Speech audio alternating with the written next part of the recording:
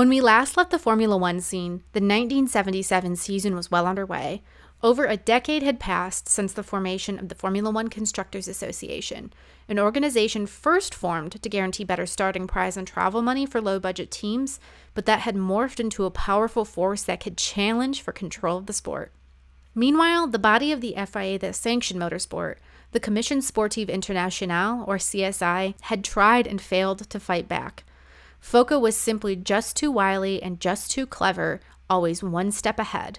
And in 1977, FOCA had made the CSI look like fools by initially conceding to the CSI's revised rule set to start the season, only to use that momentum to wrest better control over the remaining European races. All the while, the smaller teams affiliated with FOCA were implementing ground effect into their race cars to find speed, while the bigger budget teams that we associate with the CSI had realized they would be able to get a huge leg up on the competition by refining their turbo-powered engines. If it was clear that the simmering tensions were about to erupt, then the 1978 F1 season was the calm before the storm that saw both parties forming their game plan. Over on FOCA's side, the organization had changed its acronym and reorganized in such a way that Bernie Ecclestone, who had been acting as the boss, was officially titled the Chief Executive Officer. He appointed Max Mosley as his legal advisor, and the two were ready to continue asserting their control over Formula One. Meanwhile, the FIA realized their strategy simply was not working.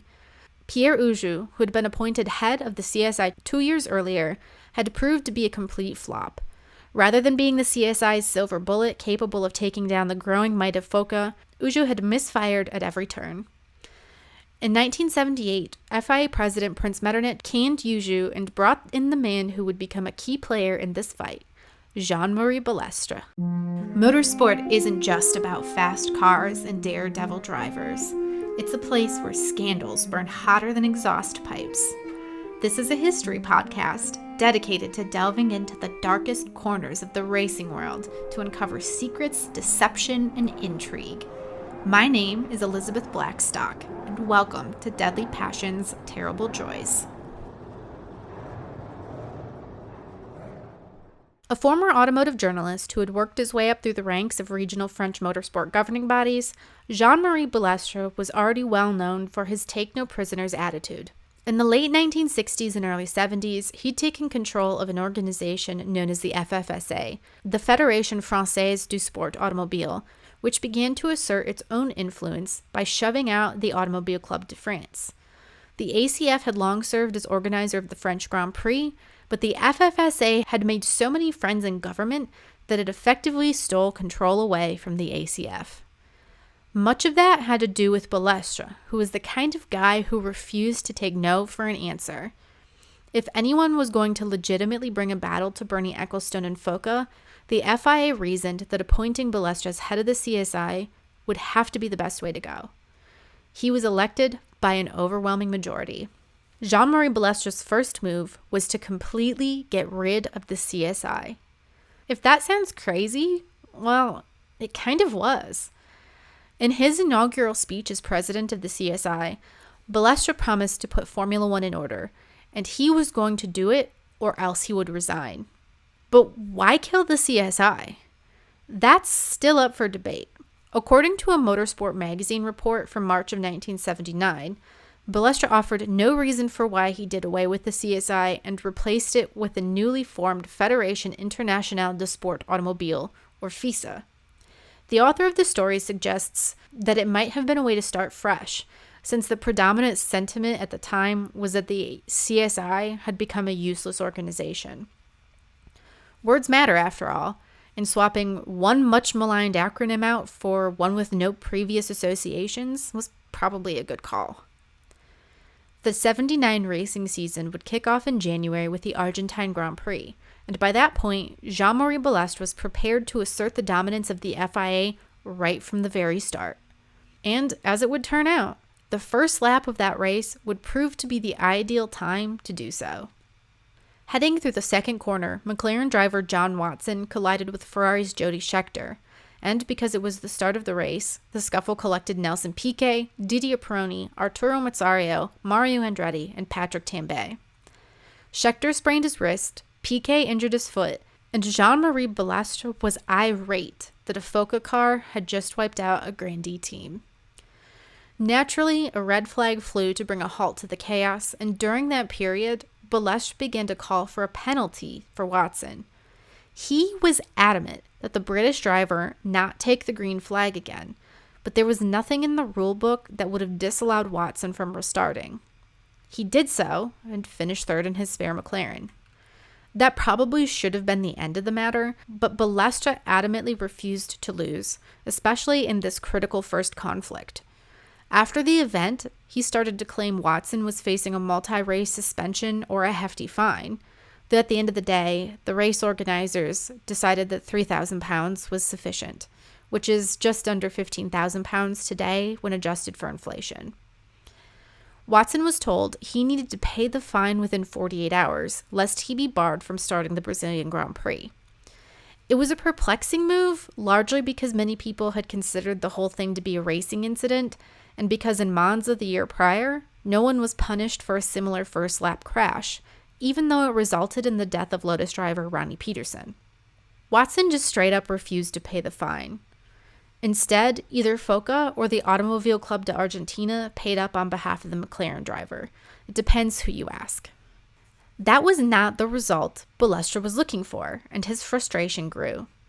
He had taken strong action, and it had been instantly undermined by the very group he was hoping to take down. He reacted by flying out to England to start complaining to the media that Ecclestone was a shady, backstabbing businessman. He claimed Bernie was forcing them to increase reimbursement of travel expenses, lest FOCA teams boycott further events. How did Ecclestone respond?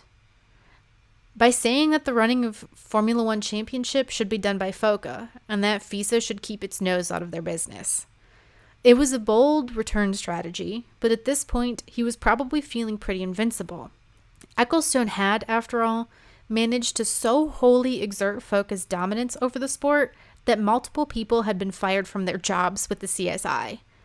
After Argentina, where Balestre's leadership of FISA was undermined by someone else paying John Watson's fine, it makes sense that Ecclestone would think this is just another easy battle. What Ecclestone didn't realize at the time was that he had met his match in Balestre. If Bernie would play dirty, well, Jean-Marie would do him one better.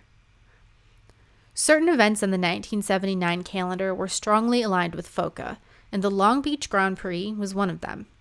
Race organizer Chris Pook initially hoped to reschedule the event by a week in order to allow for a better television slot, and it was probably something that would have received an easy clearance in the past. But Jean-Marie Balestre absolutely refused to let it happen. In fact, Balestre doubled down. He sent some FISA officials to inspect the track, which they deemed unsafe. See, Long Beach relied heavily on the use of concrete barriers to mark off the racing surface as opposed to metal Armco barriers, and Balestre was not a fan. Long Beach had gone with the concrete in deference to the driver preferences, but that didn't matter to Balestre. This was a minor battle, but it was one he could easily pick, and it was one that he could win, especially when he decided that Long Beach would lose its race date if it didn't comply. Despite the fact that tensions simmered away between FISA and FOCA that year, there were few very truly explosive battles. That was largely because Balestre had taken a page from Ecclestone's book in staging minor, easy-to-win regulatory battles all year long. For example, over the summer, Balestre decided that teams were no longer allowed to use their sponsor names in formal communications, meaning that Ligier Gitanes could only be called Ligier, and Marlboro Team McLaren was just McLaren. It was annoying, sure, but it was ultimately a minor affront to the teams, but it still managed to give Balestre a leg to stand on and some motivation to continue in the future. See, all the while, Balestre was working furiously in the background. He set up a slew of commissions designed to implement and enforce the rules dictating the sport of Formula One, including the all-new F1 Technical Commission that was about to drop a bombshell on the racing world in early 1980. You have to admit it, it was clever maneuvering on Balestre's part. So many leaders before him had delved into the F1 world with guns blazing, thinking that all they needed to take on the likes of FOCA was quick thinking and a take-no-prisoners attitude. Time and again, though, that approach failed. Balestra even gave it a shot of his own in Argentina, only to have it thrown back into his face. But unlike his predecessors, he learned, and as a result, he was about to become a very effective thorn in FOCA's side.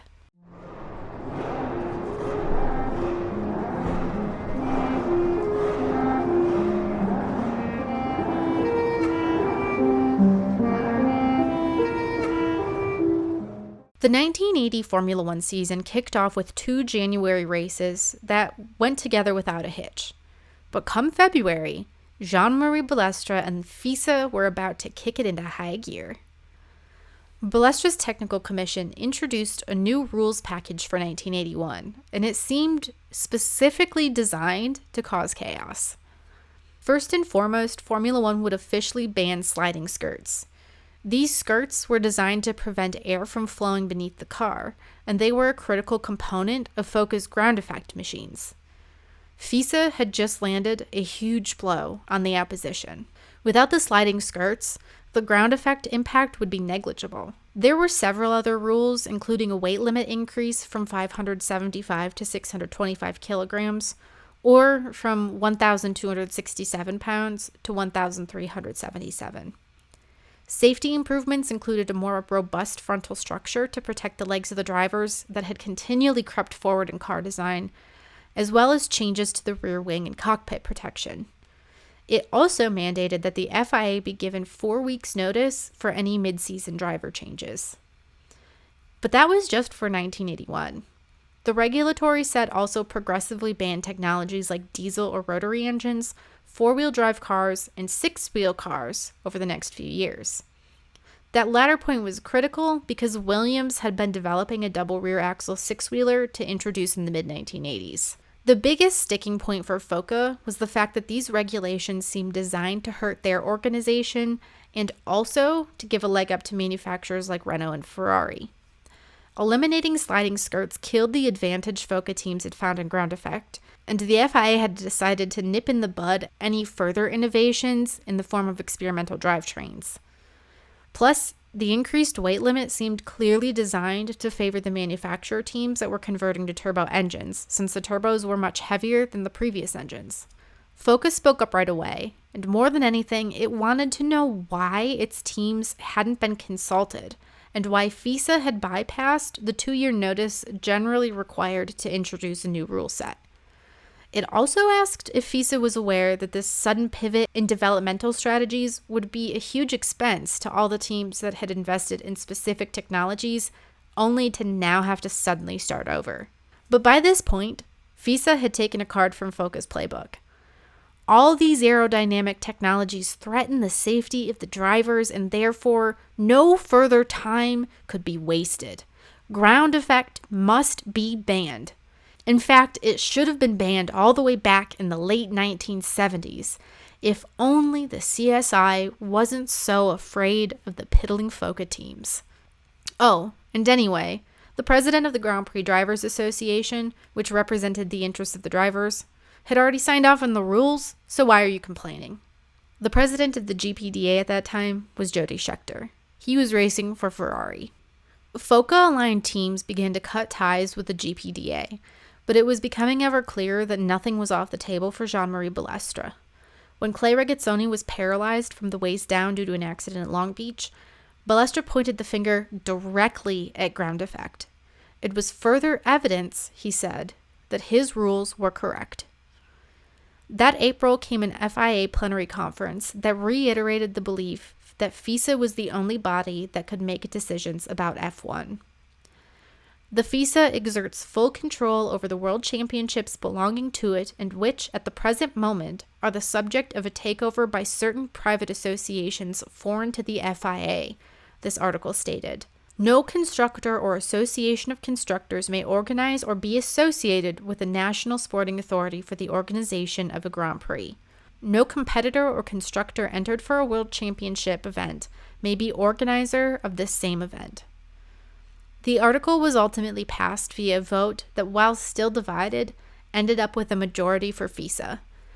The decision basically refocused control of F1 back to the FIA, which was going to be tasked with becoming the overall organizer as opposed to some other subsidiary organization in the FIA. That also gave the FIA and FISA near unlimited control to implement rules and decisions. And almost immediately, the FIA dictated that each race would feature an FIA-appointed starter and that qualifying tires would be banned. It also nixed the South African Grand Prix from the 1981 calendar because, jokingly, the track security wouldn't let Jean-Marie Balestre hop up on the podium. The ball was in FOCA's court, and it responded at the Belgian Grand Prix. One of FISA's new rules mandated that drivers turn up at a 45-minute driver briefing, but that briefing hadn't been mentioned in the pre-race materials for Belgium, so FOCA decided that they weren't going to turn up, which meant the only drivers present were from Ferrari, Renault, and Alfa.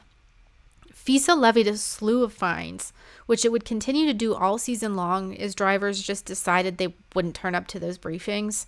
And FOCA dreamed up a counterproposal to FISA's incoming F1 rulings, spending plenty of time coming up with a two-phase evolution of car development, something that FISA roundly ignored. Tensions came to a head at the Spanish Grand Prix. Almost every single FOCA driver by that point had racked up an impressive amount of fines, and now Balestre said if they didn't pay up, they'd lose their racing licenses. FOCA drivers either said that they had already paid or argued that April's plenary conference didn't actually approve the levying of all those fines in the first place. Balestre said it didn't matter if anyone voted because his word was law, and he issued instruction to the national racing authorities that sanctioned each Grand Prix that if a driver hadn't paid his fines, they should not allow the driver to race. He also said the drivers themselves had to pay, that the team or a sponsor couldn't pay on their behalf. And making matters worse, Jody Scheckter of the Grand Prix Drivers Association started speaking out on behalf of FISA, which meant plenty of drivers felt they weren't being represented by their own union. Scheckter cautioned that a confrontation was coming, and on Thursday of the Spanish Grand Prix weekend, it hit.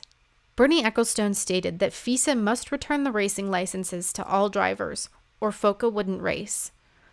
The National Racing Association of Spain offered to pay the bills just to ensure the race would, happen, but Balestre said no. He hosted a press conference that evening to double down on his argument that drivers must pay the fines themselves, but the media wasn't having any of it. We'd gone to several races since the first fines were levied, so why was FISA banning drivers now? Why could a driver like Mario Andretti compete in other FIA-sanctioned events despite his fine? Why was he only barred from Formula One? The King of Spain ordered the race to go ahead no matter what, but there were two different motorsport bodies in Spain, and one agreed with the King while one didn't.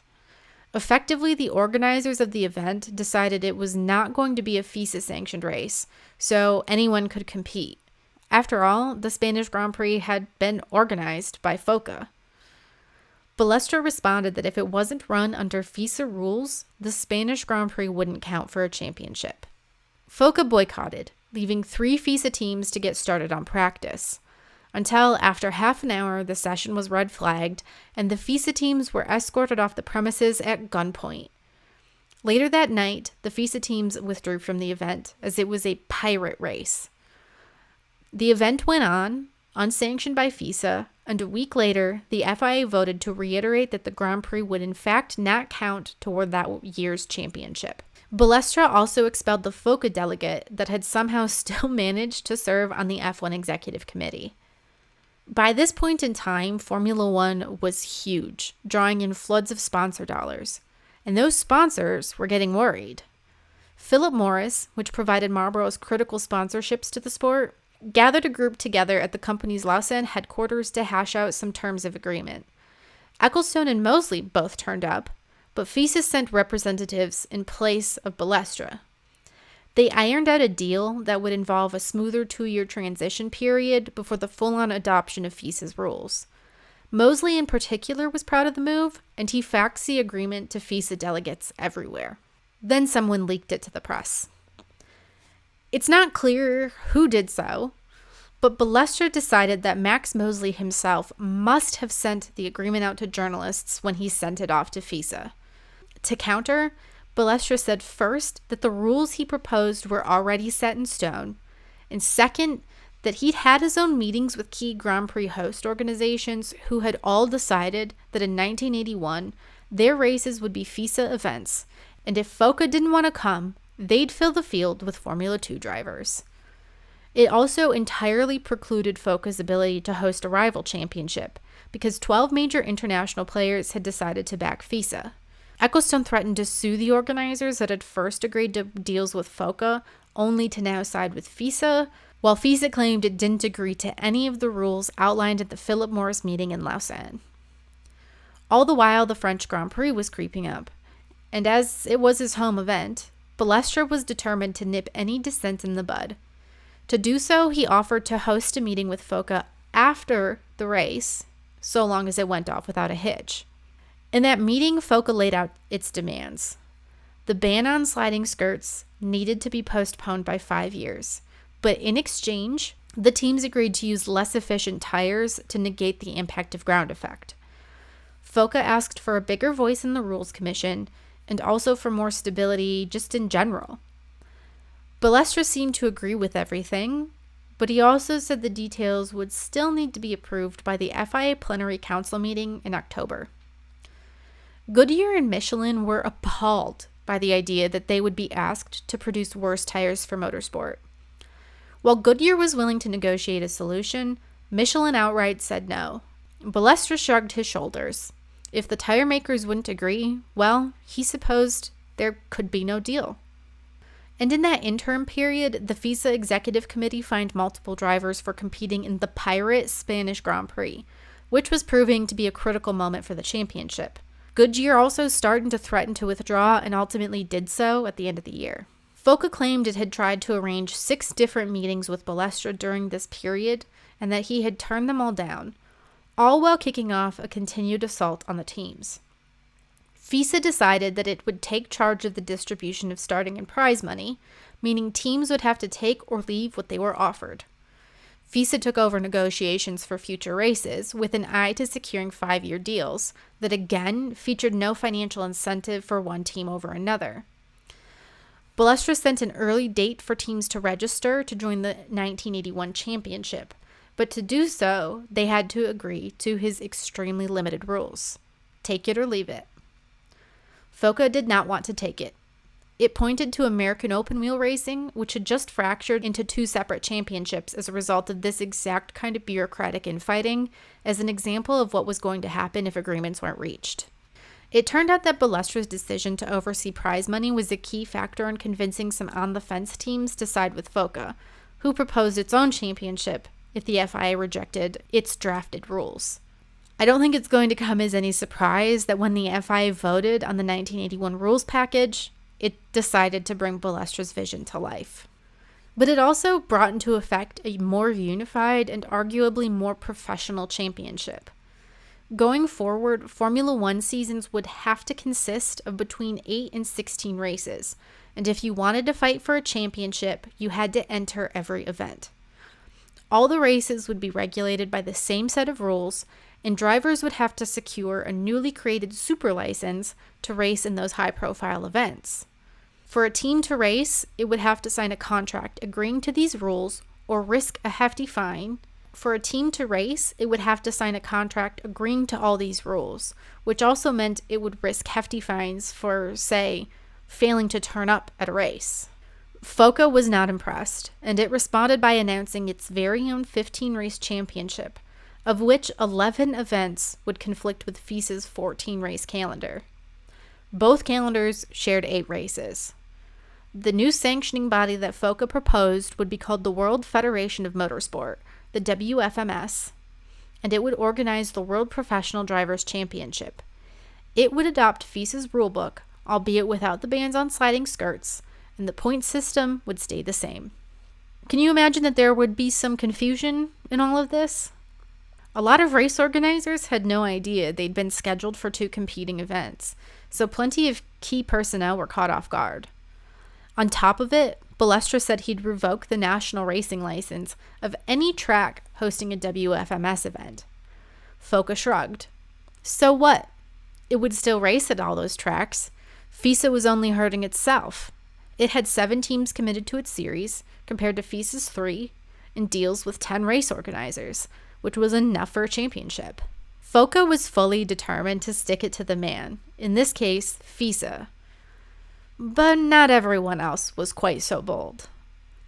Organizers for events like the Italian, Belgian, and British Grand Prix didn't want to risk getting caught up in some political kerfuffle and ultimately sided with FISA. Making matters worse, both sides hemorrhaged sponsors. No one wanted to spend their big dollar marketing budgets on a sport that seemed perpetually on the brink of shooting itself in the foot. If you were Bernie Ecclestone, what would you do next? Fighting back seemed to be a pretty poor plan of action, but caving to FISA would be an undeniable blow to the FOCA teams that had already hedged their bets on this brand new series, not to mention an admission of defeat. But there was no other choice. In November, it was announced that FOCA would cancel the World Federation Motorsport and that it would send its requests to join Formula One, but that it would stop organizing travel for teams like Ferrari, Renault, Alfa Romeo, and more, which FOCA had been doing largely due to the fact that it was well-versed in the world of travel negotiation. FISA extended the entry deadline to make sure all of those teams could turn in a submission in time, and canceled the Argentinian Grand Prix, just to make sure that everyone could also make it to the first race of the year. It also pushed back February's South African Grand Prix to April, in turn shocking both the race organizers and forcing a total rethink of the calendar that season. So the gang is back together, and everyone is friends again, right? Wrong. Bernie Ecclestone announced that for the first 3 races of 1981, his FOCA teams would still be allowed to race with sliding skirts because FOCA had signed a contract stating that the 1980 rules would still apply for those events, which I'm sure was about to go over just fine with everyone at the FIA.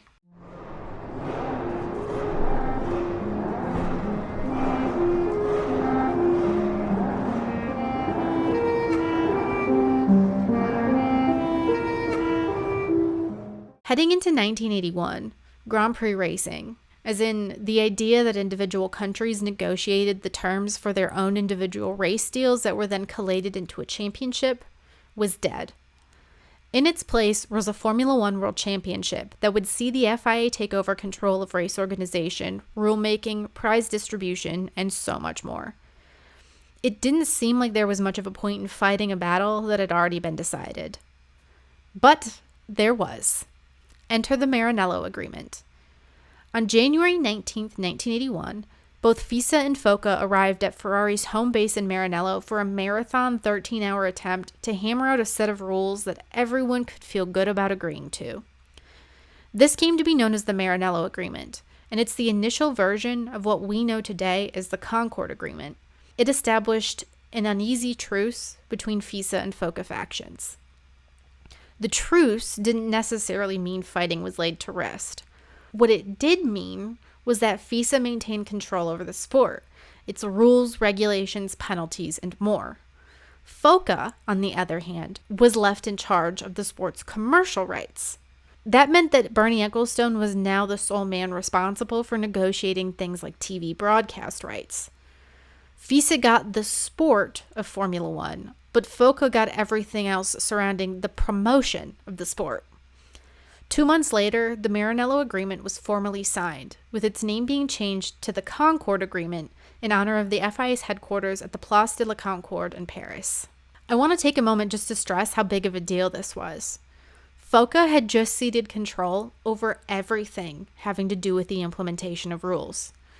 They would have no say, instead having to simply adapt to everything that FISA offered, something that would go on to become a problem.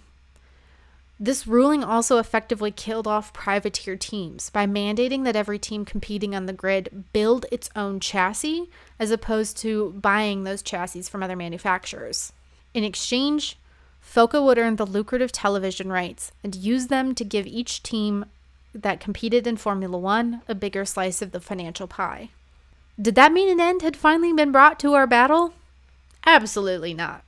Ecclestone and FOCA almost immediately turned up their noses at FISA by going on to compete in February's South African Grand Prix. See, FISA had told the race organizers that the track could either host a race in April or preserve its February date but run the race as a Formula Libre event, or basically a non-championship F1 race that didn't have to follow the same rules as Formula One. South Africa decided to keep its race date and go with the Formula Libre option, and FOCA decided to send its crews out in full force to race, with their sliding skirts intact and the one-off return of Goodyear tires. That annoyed FISA, yes, but there was not really anything the organization could do about it. Well, there was one thing it could do. Jean-Marie Balestre took aim once again at the Long Beach Grand Prix, which was considered a FOCA race. The whole reason FISA and FOCA sat down at the same table together to hash out an agreement in Maranello had to do with Long Beach. Balestre wanted to nix the race, but Renault, one of FISA's grandee teams, was reluctant to do so because it had ties to other American companies. Ferrari had leaped at the opportunity to agree and force the warring factions to sit down at the same table and talk things out. Balestre had backed himself into a corner. He'd refused to sign the original Maranello agreement and had continued taking pot shots at Long Beach during the first few months of 1981. But his grandee teams had all aligned against him and promising they'd show up for Long Beach. Ecclestone eventually offered a concession on the agreement if Balestre would just sign the damn thing. And on March 11th, just 4 days before the Long Beach Grand Prix, the Concord Agreement came to life. The contents of that agreement, critically, have never been made public, even though Balestre had kicked off his campaign at FISA, promising transparency and accountability in his governance. One big change we are aware of, though, came in the form of the F1 Commission. There, manufacturers and FOCA teams could each appoint 3 representatives to stand for their interests. Race organizers and sponsors also got a vote, while the reigning world champion would be a non-voting advisor, and FISA would have the deciding vote in any matters where things were tied. Tensions between FISA and FOCA were a little smoothed out, sure, but the chaos in Formula One wasn't over. And this time, FOCA turned inward to fight against itself. 10 teams united to protest the Lotus 88, a twin chassis design that was revolutionary in the way that it seated one chassis inside another to effectively create ground effect in a way that circumvented the rules. While Jean-Marie Balestre himself didn't feel that the 88 was illegal, he did think it violated the spirit of the rules, while FISA itself decided that the second chassis qualified as a moving aerodynamic part and should therefore be banned. Colin Chapman of Lotus fought the decision in FIA's Court of Appeals and lost, and an attempt to revitalize the car at the British Grand Prix failed. What made this whole thing even more perplexing was the fact that Ecclestone was still in charge of the Brabham team, and the Brabham BT49C was just as illegal as the Lotus 88, albeit for different reasons. Brabham designer Gordon Murray dreamed up hydraulic suspension system that with the flick of a switch would suck the car closer to the ground, where it could gain an aerodynamic advantage from its fixed skirts. Flick the switch back, and the car appeared perfectly legal when it came time for the scrutineers to pore over it before and after a race. Frank Williams was adamant that this technology should be banned, but only Renault joined his protest, and it became clear later in the year why that was. FOCA teams like Arrows, Fittipaldi, and Tyrrell were all attempting to copy that same suspension design. Balestre even went on to legalize that suspension later in the year. If you've been following along, you'll know that this is not exactly a good look for two parties that routinely attempted to accuse each other of ignoring safety, only for those parties to ignore safety the moment it became convenient for them to do so. Power had been distributed and solidified, and there was very little anyone could do to challenge either FISA or FOCA, even though frustrations continued to mount on the parts of the teams. You could see that power percolating as the 1982 season approached. Ecclestone, in addition to racing with illegal hydraulics, also had Brabham racing with turbo engines for the first time. The GPDA fell apart, leaving drivers with no recourse to advocate for their own rights. The only reason things changed came down to Niki Lauda.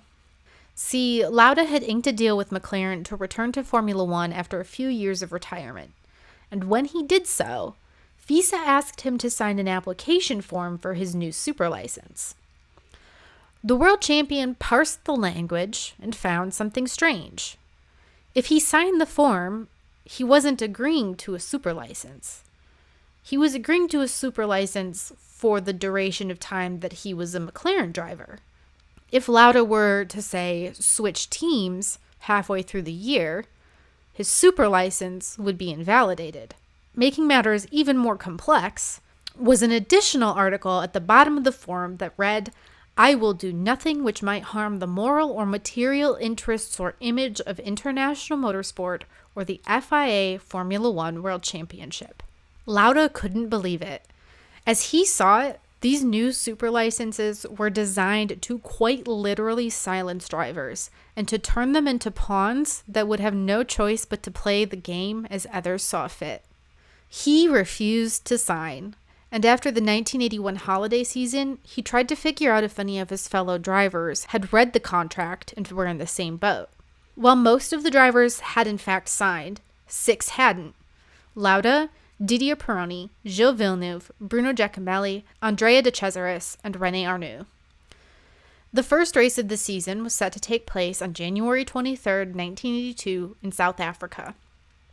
3 days before, on January 20th, Pironi stood before FISA representatives at the track to explain the concerns he and his fellow drivers had. And FISA responded that any resolution would have to wait until the FISA Executive Committee reconvened later that year in Europe.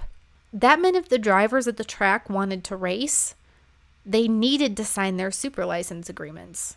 And if they didn't, Jean-Marie Balestre promised their cars would fail scrutineering. Niki Lauda and Didier Pironi refused to accept those terms. And on Thursday morning, just before practice was about to start, GPDA Secretary Trevor Rowe arranged for a bus to pick up each and every one of the drivers as they arrived at the gates. Lauda and Pironi found plenty of willing participants and were even able to convince many others to join their cause. 29 drivers got on that bus, with only 2 remaining at the track. Those 29 drivers were shipped off to a hotel ballroom, accompanied by a slew of fascinated journalists, where they set up mattresses in preparation for a strike. When the clock ticked over to 10 a.m. and practice officially began, not a single car left the pits. The race organizers threatened to impound all the cars, while Ecclestone said that actually, if the organizers had an issue, they should just sue the drivers, who he viewed as a replaceable commodity. The argument makes a lot of sense when you realize that Lauda abandoned his contract with Brabham back in 1979, and it also makes sense of why Ecclestone immediately fired Riccardo Patrese and Nelson Piquet, who he'd signed for 1982. The organizers of the South African Grand Prix announced the event would be postponed by a week, and that the drivers would be paying for it. Meanwhile, all the teams would select new drivers from a pool of 150 valid super licenses. At the racetrack, the wives and girlfriends of the drivers pelted Balestre with dinner rolls, while over at the hotel, various drivers took turns telling jokes or playing piano to keep everyone occupied. Enough progress was made during overnight negotiations for the drivers to turn up at the track on Friday for practice.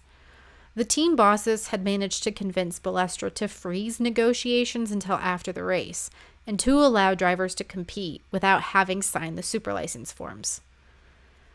The problem was that after the race, all of those drivers once again had their licenses suspended.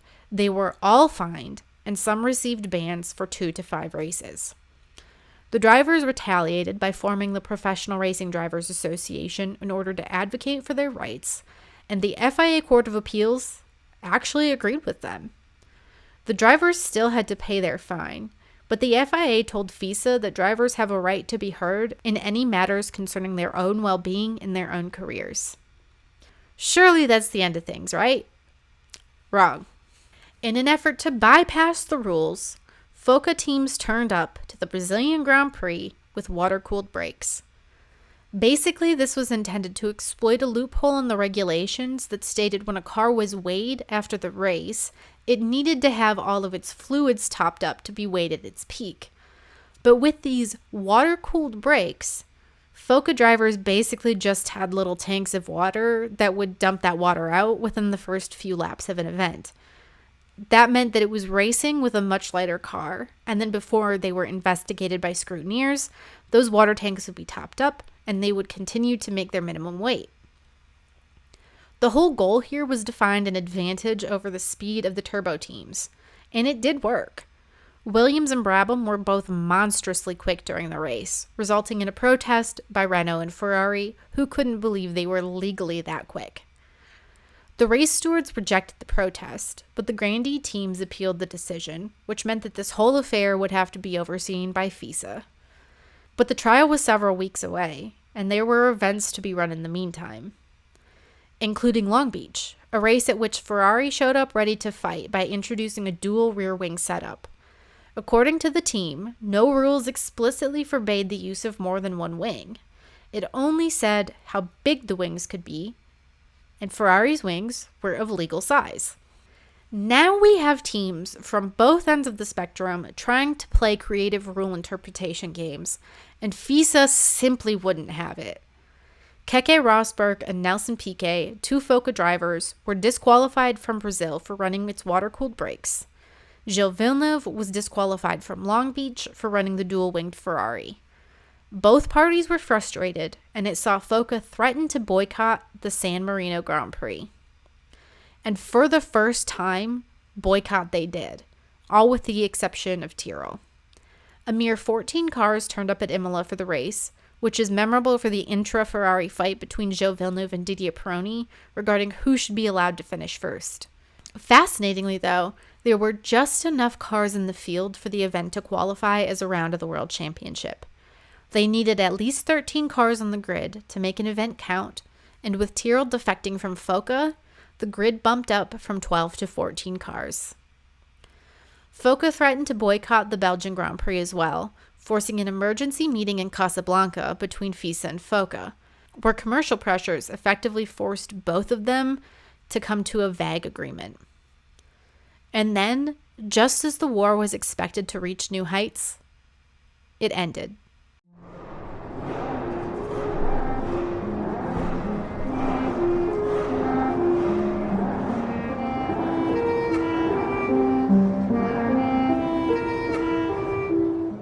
In the middle of 1982, the momentum that had been pushing the battle between FISA and FOCA toward greater and greater attacks was suddenly arrested. It isn't clear exactly why, because there were still more reasons for the fight to continue. FISA once again banned ground effect in the future, this time by introducing a rule stating that all F1 cars must have flat bottoms. It also banned six-wheel cars and four-wheel drive after Williams debuted a six-wheeler. But Williams driver Keke Rosberg saw his championship hunt pick up steam despite the chaos, and most FOCA teams had ultimately decided to commit to turbo engines anyway. There wasn't really that much left to fight for.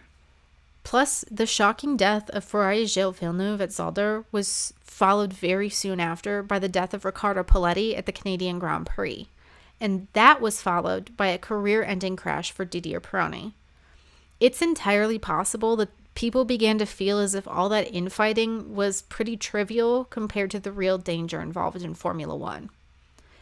FOCA didn't protest the December 1982 ban on ground effect, and that was that. The following year, when it was proven that Brabham had used illegal fuel to power Nelson Piquet to a championship, Jean-Marie Balestre simply shrugged his shoulders, allowed the title to stand, and even defended Piquet against attacks from grandee teams that felt he hadn't been punished harshly enough. In 1987, the initial Concord Agreement expired. After that, Bernie Ecclestone stepped back from team ownership and instead created the Formula One Promotions and Administration Company, now known as Formula One Management, or FOM. This company took over managing television rights and race organizer fees, which it then distributed to various teams in a scheme that proved to be incredibly profitable for just about everyone involved. Later, in 1993, Max Mosley ran against Jean-Marie Balestre for the role of FIA president and won. Other former FOCA personnel were also promoted to key FIA roles, including Charlie Whiting, Brabham's former mechanic, being made the official FIA technical delegate, while the role of FIA deputy race director went to Herbie Blash, Brabham's former team principal. Just like that, the tables had turned again. FOCA had taken over the FIA. FOCA had won the war.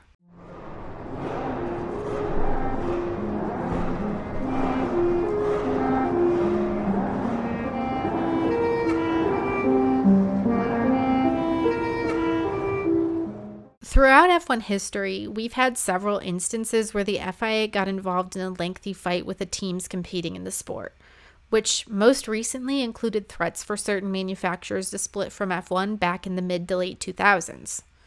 And depending on how you look at contemporary motorsport, it's happening again. In 2024, FIA President Mohammed bin Sulayem took exception to the fact that drivers used curse words on broadcasts and in press conferences, which resulted in fines for both Max Verstappen and Charles Leclerc. The Grand Prix Drivers Association expressed its desire to be treated like adults and to not have their language policed, but over the off-season, the FIA doubled down. It introduced a new set of rules banning misconduct, political or religious statements, and cursing. Violate the rule once, and you could have to pay 40,000 euros. Violate it 3 times, and you'll be banned from competing in Formula One for a certain period of time. If you've made it through these last 2 episodes of Deadly Passions, Terrible Joys, then you know that a sanctioning body actively picking a fight with the folks who turn up to the track to do the racing is a bad idea. And that's really only one small part of the impact here. F1 teams and the FIA still use the Concord Agreement as a way to renegotiate the various rights and rules of the sport. And Formula One management still exists as its own separate entity distinct from the FIA, though today it's owned by Liberty Media and not Bernie Ecclestone. Ultimately, the battle between these two parties pushed Formula One into a new era of professionalization, which was ultimately what both FISA and FOCA wanted right from the get-go. This battle is the reason we have a limited number of teams allowed to compete in the sport, and why each of those teams must commit to running 2 cars for the duration of a season. It's why privateers are a thing of the past. It's why every single F1 race weekend is organized in the exact same way, no matter where you are in the world. It's the reason why Formula One is worth several $billion, and why we have such incredible levels of specialization here compared to other forms of motorsport. Is that professionalization a good thing? I think the answer to that question depends on who you ask, because for every person who adores the glamorous lifestyles they saw on Drive to Survive, and who loves the high-tech arms race that defines the sport today, you have another person who wishes ticket prices were actually affordable, or that it was still possible for teams to provide a 3rd car for local talents. What is very clear is that without the decades-long spat between Formula One and its sanctioning bodies, the sport would look a whole lot different than it does today.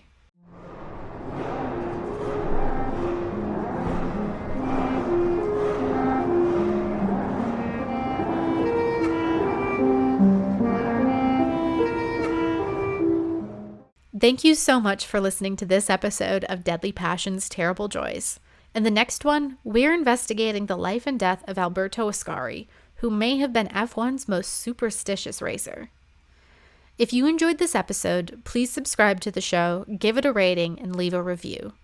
And if you're hungry for more, don't forget to check out the DPTJ Substack, where this year I'm digging into contemporary motorsport news, breaking down the barriers of becoming a racing journalist, and keeping you up to date on everything you should be reading this week. Finally, if you have further questions, sponsorship opportunities, or you just want to reach out and chat, I have an email for that. deadlypassionsterriblejoys@gmail.com. Finally, we're ending with La Source, the segment named after the iconic turn at Spa-Francorchamps, but that serves as my bibliography for each episode. It's important to me to cite regularly and accurately, so I'm giving a shout out to some of the most influential sources at the end of each episode. You can find my full list of sources in the description. This week I've referenced a ton of different sources, largely Motorsport Magazine and Autosport, to find all the information that I needed about this chaotic battle. Once again, I am loving the fact that I can go to the Motorsport Magazine archive and quickly and easily find contemporary news from any era that they had publications. And the most influential and critical articles are linked down in the description. Thank you all so much for listening to this episode of Deadly Passions, Terrible Joys. I'll see you next time.